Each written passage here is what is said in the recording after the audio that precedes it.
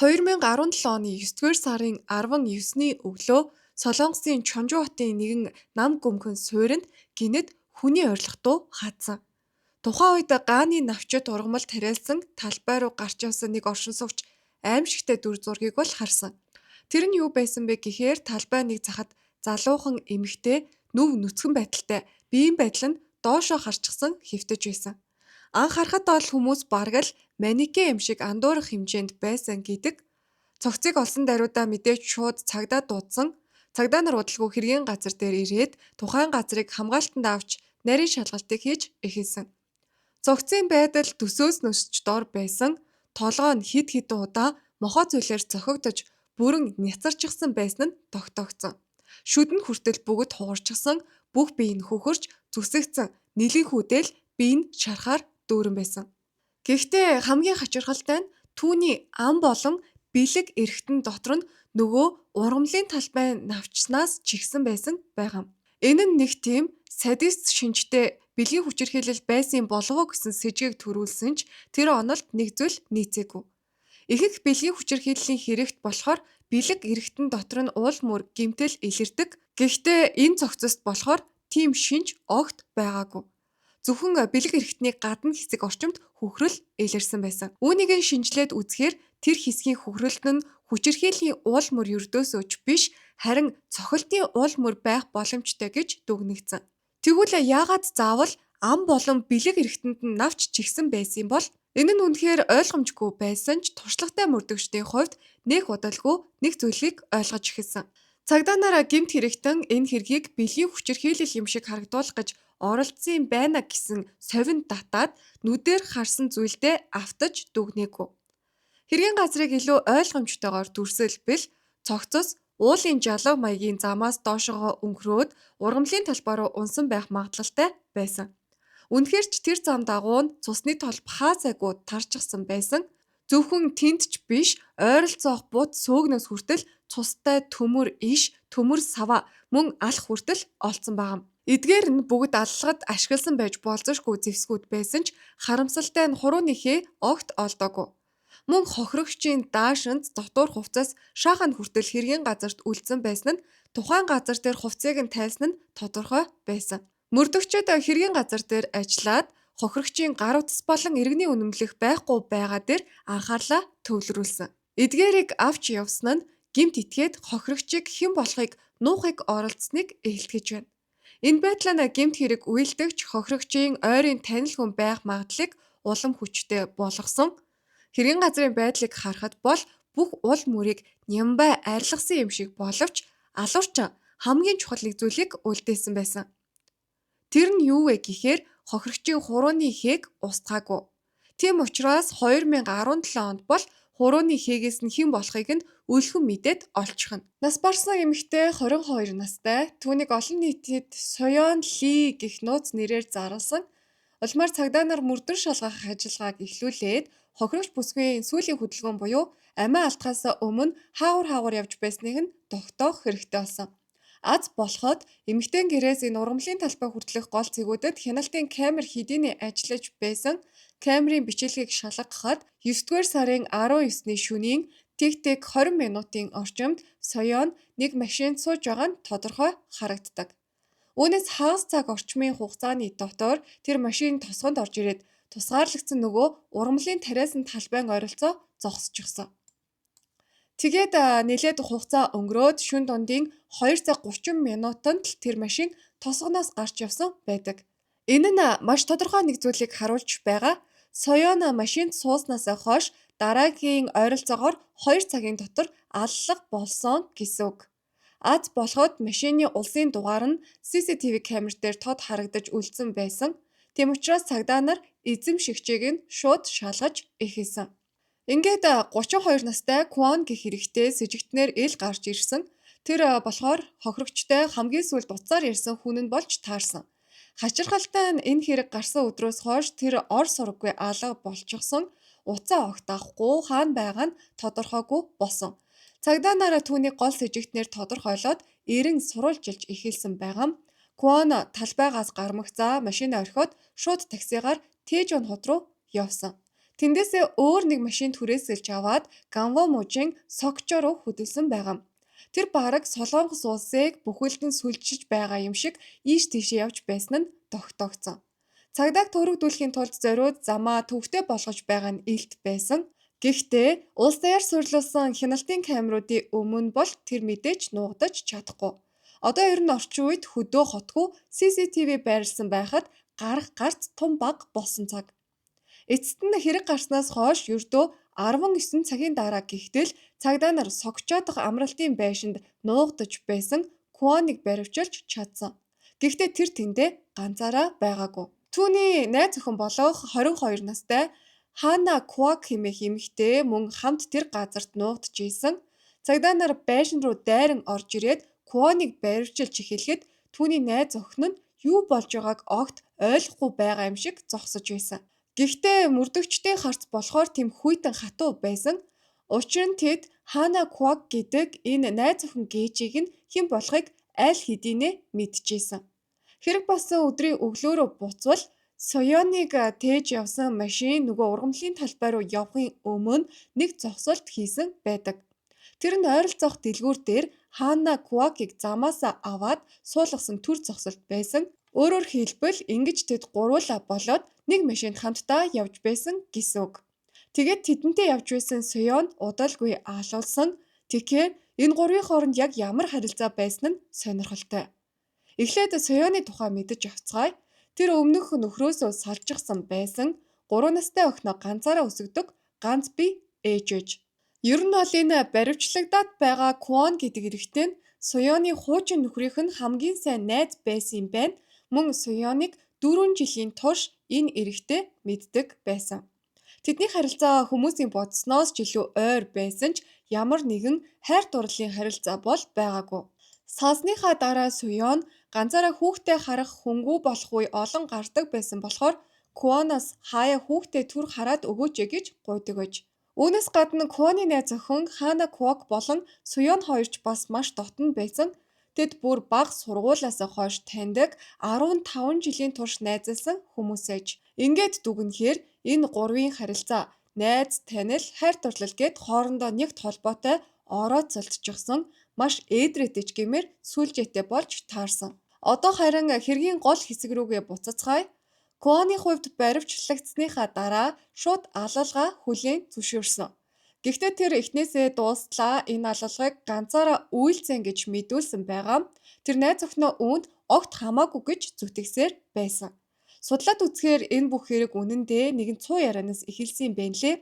Нэг өдөр Куанд түүний найз охиноос маш таагүй нэг яриа сонсогдсон. Тэр нь юу вэ гэхээр "Хөөе хайраа, үнэхээр инээдтэй юм аа. Чи Соёныг юу яриад яваад байгааг мэдэж гин үү? Чамайг хүүхдийг нь хүчирхийлсэн гэж яриад байгаа гин" гэж тэр найз залуудаа хэлсэн. Энэ нь мэдээж Куаны уурыг маш ихээр хүргэсэн. Тэр хүүхдийг нь яаралтай үед нь олон удаа харж өгдөг байсан байхад одоо ийм утгагүй зүйл ярьж байгаад нь бүр 3 настай хүүхдийг нь хүчирхийлдэг хүн болгоод ярьж байна гэхээр дургүй зэвүүн зэрэг хурчигсан. Өөрийг нь ашиглаад дээрэс нь өөрөөс нь урвсан ч юм шиг мэдрэгдээд уурандаа бие нь бүр чичирч байсан гэдэг. Хичнээн марти орхиг гэж хичээсэн ч цаг өнгөрөх тусам ууран дотрыг нь идэж улам хүчтэй болсоор байсан. 9-р сарын 18-ны орой 23 цагт Куан гэртээ ганцаараа архи угаад сууж байхдаа цайхан сонссон нөгөө цуурхлаа дахин санаад уур нь буцалсан. Үгүй ер нь ингээд зүгээр суугаад байх юм уу? Очоод учрыг нь олох хэрэгтэй гэж тэр шийдсэн. Ингээд тэр шууд Соён руу залгаад маш хурц маргаан өрнсөн байгаа. Гэтэл Соён огт гэмшсэн шинжгүүгээр "Аа тий, би чиний дуудлагыг хүлээж байсан" гэж хэлсэн. Тэгэд ууртайгаар үргэлжлүүлээд "Би чамайг манай хүүхдийг хүчирхийлсэн гэж сонссон. Тэрийг чинь чиний найз охин надад хэлсэн шүү дээ. Яаж ингэж чадчихна" гэд хашгирсан. Куан бүр будилж орхисон. "Байц та. Надад цуу яриаг ярьж анхааруулаад байсан хүн өөрөө энэ цуу яриаг тараасан юм гэж үү гэж бодогдсон ч үнэн эсэх нь тодорхой биш. Тэгэхээр энэ бүчүүд мэдээж аль нэгнийх нь буруу, хэн нэг нь худлаа яриад байгаа гэсэн үг. Сандарч гайхсан Куан уцаа таслаад шууд найз охин Хана руугаа залгаад асуухад Хана харин бүр гайхсан байдлаар "Чи одоо ямар яриад байгаа юм бэ" гэж хариулсан. Үүний дараа гурвуулаа уцаар ээлжлэн удаан маргалцсан байгаам маргаан улам хурцдаад хөөш би чамайг л анх энэ яриаг тараасан гэж сонссон. Над руу худлаа битгий яриад бай гэд ярианд гурвалжин бодлаан болж улам ээдрээтэй болсон. Утсаар учир зүгээ олж чадаагүй болохоор тэд нар ингэж байхаар тэгвэл нүүр нүрээ хараад ярий гэж шийдсэн. Ингээд тэд бичлэн уулзахаар тохиролцсон байгаам шөнийн тэг цаг 20 минутын орчимд Квон хоёр эмэгтэйг очиж аваад уулзсан байсан нь тэр. Эхлээд Сёныг машины арын суудалд суулгасан, дараа нь дэлгүүр дээр хүлээж байсан Ханнаг аваад урд суудалтаа суулгасан. Ингээд гуруулаа нэг машинд суусан даруйдаа цаашаа үргэлжлүүлэн явсан, мөн ивэр ярилцаж чадаагүй. Замын турш тэдний хооронд ширүү маргаан өрнсөн, бүгд л бие биенээ хараагаад уур хилэн дээд цэгтээ хүрчихсэн. Ингэжэл ногооны талбай хүрэх хүртэл тэдний дайсагнсан уур амьсгал үргэлжилсэн. Гэхдээ энэ бүх маргааны дунд Квон улам бүр нэг зүйлд итгэлтэй болж эхэлсэн. Худлаа хэлж байгаа хүн нь Ханна биш Сён өөрөө гэж тэр бодсон. Түүний бодлоор өөрийнх нь найз охин нь өөрт нь худлаа хэлэх ямар ч шалтгаан байгаагүй. Тэгээд тэр ар хударгаар минь муу хэлээ зогсохгүй одоо бүр миний найз охиныг гүтгээд байна гэж юу? Эн чинь баг солиотой юм биш үсттэй гэж дотроо бодсон байгаам. Тэр мөчөөс эхлээд Квон хяналтаа алдаж эхэлсэн. Тэр машин дотор байсан ажлын бэлигээ өмсөөд арын хаалгыг хүчтэй татаж онгойлгож Сёныг үстэж ширүүн буулгасан. Хөөе новш минь яагаад надад худлаа хэлээд байгаа юм бэ гэж хашгирсаар түүнийг машинаас чирч гаргасан. Тэгээд ямар ч өршөөлгүй зодож эхэлсэн, нүүрлүү налгадаад дээрээс нь дэвсэж байсан. Бүх зүйл маш гэнэт босон. Сён аль болох тисэж байсан ч эцэстээ ам гуйж эхэлсэн. Өвдөг сүхрэн унаад өршөөж өгөөчтэй гэж гуйсан ч Квон нударгаа зангидаад толгоор нь маш хэрцгийгээр зохиж байсан. Сён мэдээж эрэгтэй хүний зодуурыг тисээгүй унсан, гэхдээ энэ түүний төгсгөл биш байсан юм. Амьсгаа даад уурлаж зогсож байсан Квон эргэн тойрноо харж байснаа далангийн хажуугаас нэг төмөр саваа суугалж авсан. Тэр нь үнэндээ нилээд урт тариалангийн тулгуур төмөр байж таарсан. Тэгээд тэрийг бариад галзуурчсан юм шиг Сёны нүүр биелүүн ээлжлээд удаа дараа зогсон. Төд удалгүй тэр төмөр нь хүртэл бүр мөрийсэн байгаам. Гэхдээ Квон бол зогсоогүй. Өөр нэг төмөр сугалж аваад дахин үргэлжлүүлэн зодсоор л байсан. Сён харин тэгтлээ зодуулсан учраас зочролд ороод чанга орилжиж чадаагүй. Гэхдээ нөхцөл байдал тэгтлээ дорд орчихсон байхад хүртэл Квоны уур хилэн нь намжаагүй. Тэр дотроо одоо ингээд зогсвол би хүн алхахыг завцсан хэрэгээр баригдана, харин бүр дуусгасан нь дээр байхаа гэж бодсон ч байж магадгүй. Тэгээд яг энэ мөчөөс хэлэхэд ч хэцүү аимшигтай зүйл эхэлсэн. Квоны толгойд нэг санаа орж ирсэн. Сёны үхлийн шалтгааныг бэлгийн хүчирхийлэл мэт харагдуулах хэрэгтэй гэж бодсон. Аимшигтай хэрнээ жигшүүртэй бодол. Ингээд тэр Сёнд бүх хувцас тайл гэж тушаасан. Сён хэлснийхэн дагуу хийж байхад Квон машиныхаа тээшнээс хамгаалтын ажлын гутлыг гаргаж өмссөн. Энэ гутал нь болохоор үйлдвэрийн ажилд зориулсан энгийн гутлаас илүү зузаан, хатуу, урд хэсэгтээ төмөр хамгаалттай гутал байсан. Тэр төмөр хэсгээрээ хүн өшгөлвөл төсөөлхийн аргагүй өвдөх нь ойлгомжтой. Тиймээс ч тэр албаар энэ гутлыг сольж өмссөн хэрэг. Дараа нь Квон ургамлын талбайгаар яваад унсан навчнуудыг түүж эхэлсэн. Тэр навчнуудыг Сёнд өгөөд өөрийнхөө бэлэг эрхтэн дотор чих гэж хүчээр тулгасан байна. Тэр үед Сён амьд гарахын төлөө тэмцэж байсан учраас эсэргүүцэх ямар ч боломжгүйгээр яг хийсэн зүйлсүүдийг нь хийж байсан гэдэг. Дараа нь бэлгийн хүчирхийлэл болсон мэт харагдуулахын тулд Квон түүний бэлэг эрхтэн болон гуй руу дайрч биеийг нь дахин дэвсэлсэн байгаа. Сён өвдөлтөөсөө болж орилж бараг ухаан алдах шахаж байсан. Тэгээд Квон эцсийн цохилтоо хийсэн. Тэр машинаасаа төмөр алх авч ирээд Сёны толгойроо хүчтэй цогсон байгаа. Энэ их өвдөлт дайралтын дараа Сён ухаан алдаж унсны дараа өмнө нь түүсэн нөгөө навчаа амруу нь хүчээр жихэд дараа нь бүх хүчээрээ боож эхэлсэн. 2 орчим цаг үргэлжилсэн тэр 5 мэт хүчирхийллийн дараа Сён эцэст нь амьсгалгаа болсон байгаа. Ингээд тэр аимшигт аллага төгссөн. Үүний дараа Куан хэргийн газрыг хурдан янзлах гэж оролцсон. Газарт асгарсан цусыг зүгээр л шороогоор халахж өршгөлсөн төдий дараа нь цогцыг талбай руу шидчихсэн. Соёны гар утас иргэний үнэмлэх хоёрыг нь харин аваад зугцсан. Куан дотроо өөрийгөө бүх ул мөрөө балалчихсан гэж итгэсэн байсан гэдэг. Дараа нь Тэжоноор дамжин Согчо руу яваад амралтын байшин түрээслэн нуугдаж байгаад эцэст нь тийхүү баригдсан. Саяны сонссон хэсэг болохоор Куаны өгсөн алалгын мэдүүлэг.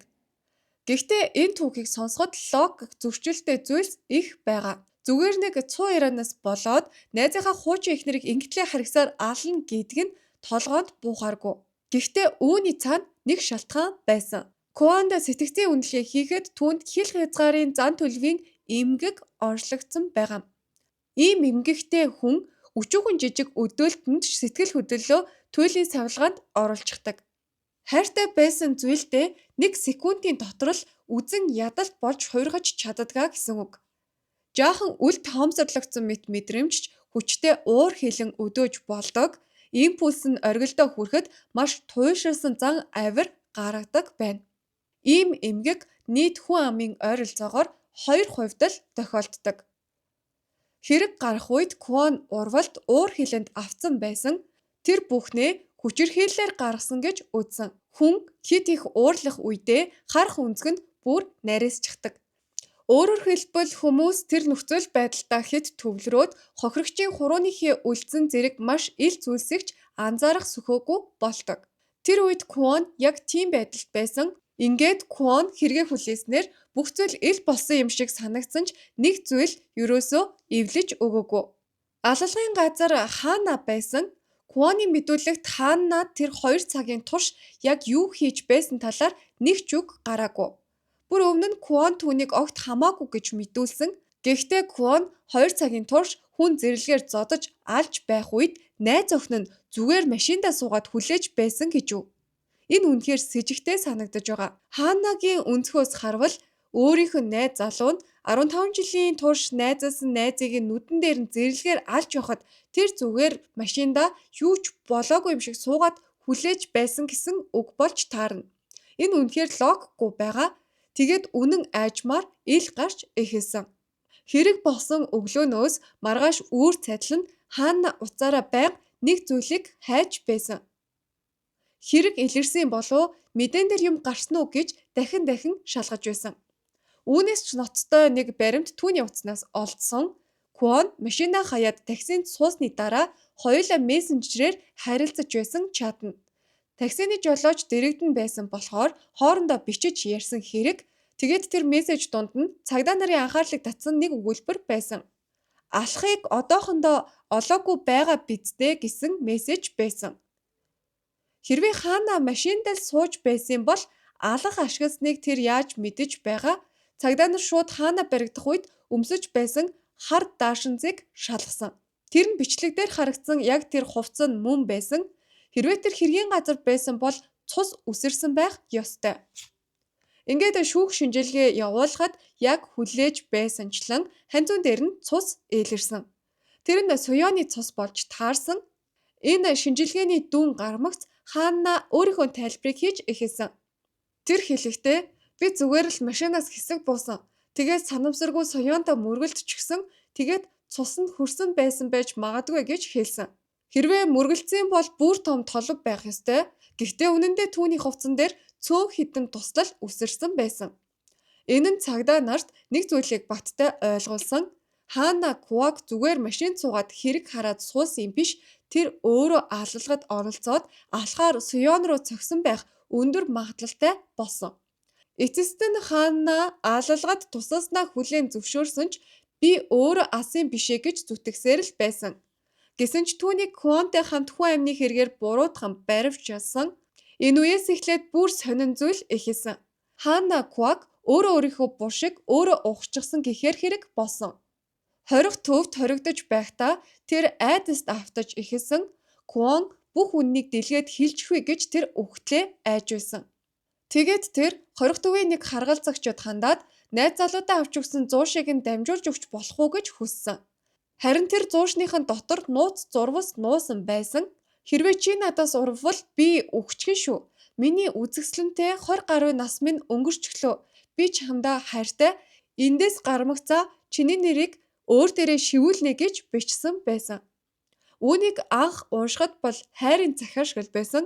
Гэхдээ үнэндээ бол энэ занал хийлэл байсан юм. Тэгвэл энэ захиа нь Куанд нөлөөснө үү гэхээр үгүй. Эхэндээ Куан ам нээхгүй гэж шийдсэн мэт байсан ч удалгүй ээж нь түүнтэй уулзахаар ирсэн. Тэгээд түүнд ээж нь чи бүх хэргийг ганцаараа үүрэх гээд байна штэ гэж хэлсэн. Ингээд эцэст нь Куан шийдвэрээ өөрчилчихсэн. Ингэж л үнэн ил болж эхэлсэн. Тэгвэл яг үнэндээ Ханна юу хийсэн бэ? Үүнийг ойлгохоос өмнө яагаад тэр анх тэр цуу яриаг тараасан шалтгааныг ойлгох хэрэгтэй. 2 сарын өмнө караокед хостес хийж байхдаа Ханна Куак Куантай үйлчлүүлэгч байдлаар танилцаж байж удалгүй харин үерхэж эхэлсэн. Тэдний харилцаа нь маш хурдан дотносож бүр хамт амьдрах хүртлээр ойртчихсон. Аз жаргалтай үе тэдэнд байсан. Гэхдээ Ханнад нэг айдас байсан. Түүнд маш их нуухыг хүсдэг нууцуд байсан. Тэр насанд хүрээгүй байхдаа мөнгөний төлөө бэлгийн харилцаанд ордог байж sugar dating хийж байсан өнгөрсөн түүхтэй. Үүнийг найз залууга мэдээсэй гэж тэр огт хүсээгүй. Гэхдээ энэ нууцыг аль хэдийн мэддэг нэг хүн байсан нь Суён. Найз залуугийнх нь найзын хуучин эхнэр мөн өөрийнх нь хүүхэд наснаасаа нөхрөлсөн найз. Багаасаа найзалсан болохоор Суён түүний өнгөрснийг бүгдийг нь мэддэг байж тэгээд Ханна Суёны амыг таглахын тулд найз залуу болон Суён хоорондын харилцааг сүйтгэхээр шийдэж яс хайсан. Ингээд тэр Суёнд хэлэхдээ "Хөөе найзаа, би одоо Куантай хамт амьдарч байгаа штэ. Чи хүүхдээ үлдээх болгонд тэр хүүхэдтэй чинь нэг тийм бүдүүлэг харьцаад байх шиг санагдаад байна. Магадгүй хүчирхийлдэг юм билүү" гэж хэлсэн. Ингэж Суёнд хэлснийхээ дараа Куанд харин "Хайраа, Суён юу гэж яриад байгааг мэдэж гин үү? Чамайг хүүхдийг нь хүчирхийлдэг гэсэн яачсан сонин хүн юм бэ" гэж хэлсэн. Түүний төлөвлөгөөч төгс ажилласан. Тэр хоёр хоорондоо дайсагнаж эхэлсэн. Ханагийн бодлоор ингээд холбоогоо таслаад холдно гэж төсөөлсөн. Гэхдээ эсэргээрээ бүр гурвуулаа уулзахаар шийдчихсэн. Энэ үеэр Ханна сандарч эхэлсэн. Хэрвээ бүгд нүүр тулбал үнэн илэрч магадгүй байсан. Яг энэ үеэр нь Суён Ханнараа залгаад ингэж хэлсэн. "Чи ингээд байвал би найз залууд чинь бүгдийнх нь хэлчихэн шүү. Чиний нөгөө sugar daddy-тэй явдаг байсан тухай чинь яаж амьдарч байсан тухай чинь бүгдийг нь хэлнэ" гэж хэлсэн. Дайран дээр давс гихчээр энэ үг Ханнаг айлгсан. Ингэжэл уулзалт маш хүнд уур амьсгалтай эхэлсэн. Гуруула машинд суулирч маргаан эхэлсэн.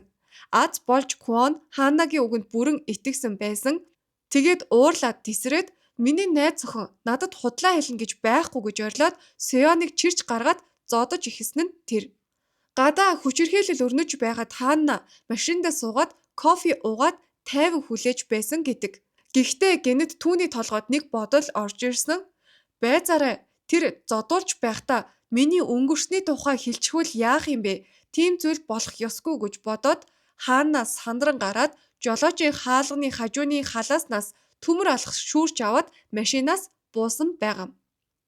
Тэр үед Суён өвдөг сөгдөн хүчээр сөхөрсөн байдалтай Куан үснээс нь зулгаан барьж байсан.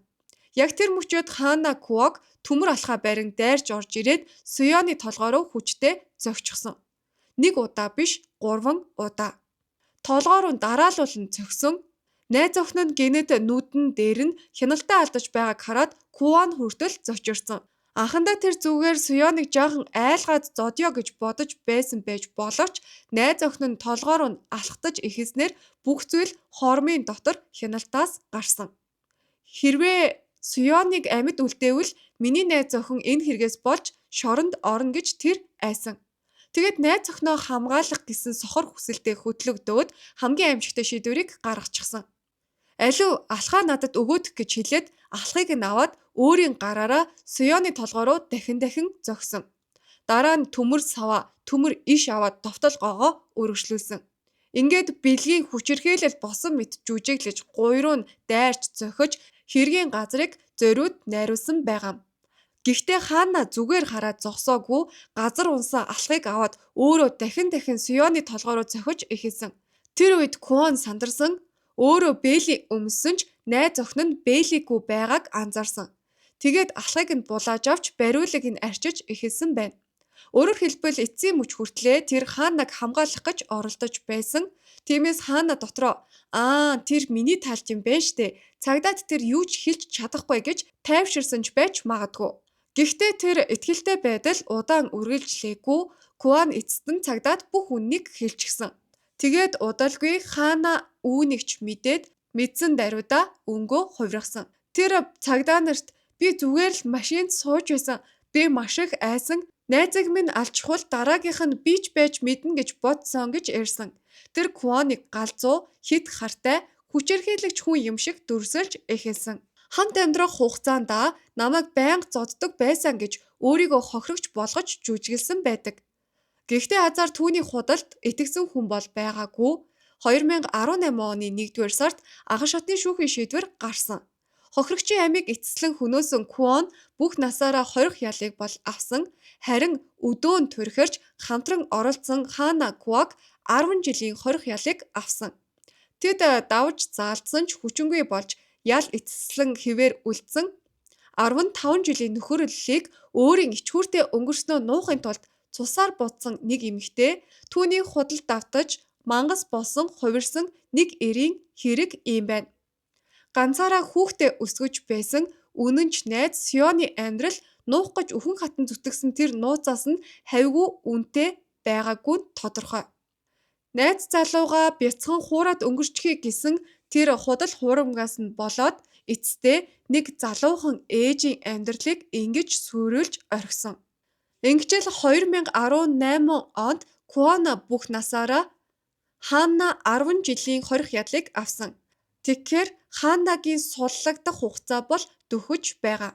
Энд хүрээд өнөөдрийн бичлэг өндөрлөж байна. Хэргийн тухай юу гэж бодсноо сэтгэгдэл хэсэгт хуваалцаарай. Мөн дуустал нь сонссон бол мэдээж зүрхэн эможи үлдээж мэдэгдээрэй.